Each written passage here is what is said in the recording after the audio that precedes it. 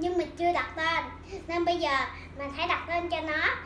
Mà mình hãy gấp xong cái mẫu cho mấy bạn biết. Mà trước tiên mấy bạn muốn gấp mẫu máy bay này cần một tờ giấy A5 trắng.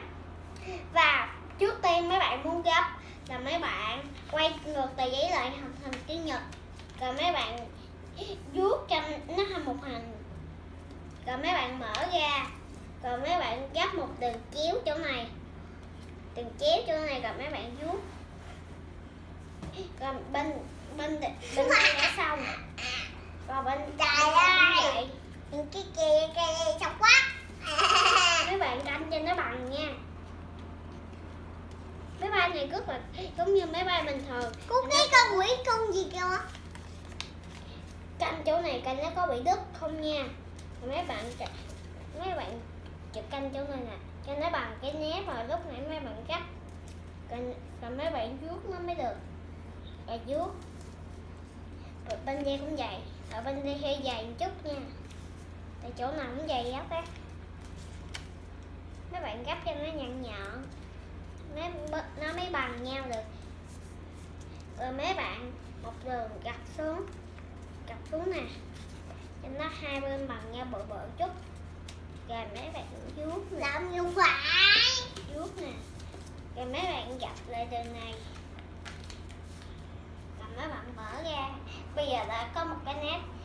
Rồi mấy bạn cắt cho mình một cái đường kế lên lúc hồi nãy mà mình chéo qua đường đó. Rồi bây giờ chúng ta vuốt.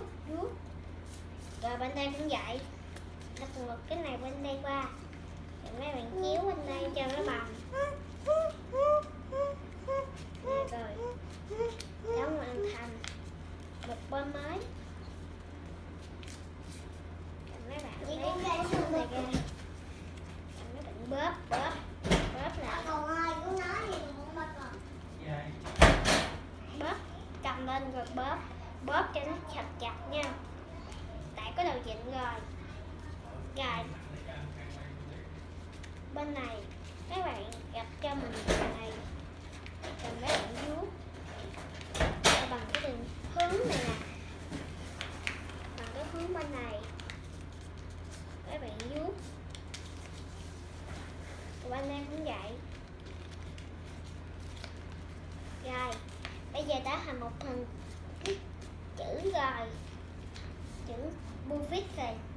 Bây giờ mấy bạn từ hướng bên này các bạn lật cho mình một đường xuyên xéo. Con ngố kìa. Hả? Một đường xuyên xéo. Đường xuyên xéo cho mấy bạn biết. Rồi bên đây cũng mình đường xuyên xéo, bên mình đang vuốt chặt hơn nên mấy bằng nhau nha. Rồi bước tiếp theo mấy bạn lật tờ giấy lại, lật tờ giấy A5 lại. Rồi mấy bạn gặp lại một đường, mấy bạn gặp lại một đường, gặp lại nè.